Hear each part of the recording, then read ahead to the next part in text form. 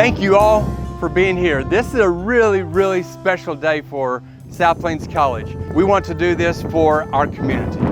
We want to do this for those here who come and do aerobics in the morning, for those of you who come and do lap swim in the afternoon, for our students, our young school children. Hundreds of them come here every single week to enjoy this and have another opportunity to come and enjoy South Plains College, enjoy something that's outside of what is in the schoolroom. So we're so excited about this, and that was our focus, is what can we do for the community.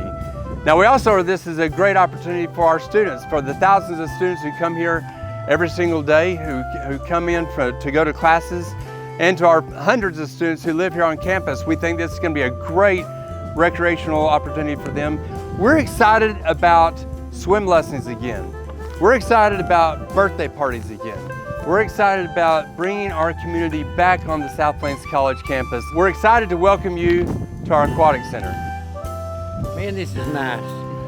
Sure proud of it. Welcome to the Aquatic Center. There you go.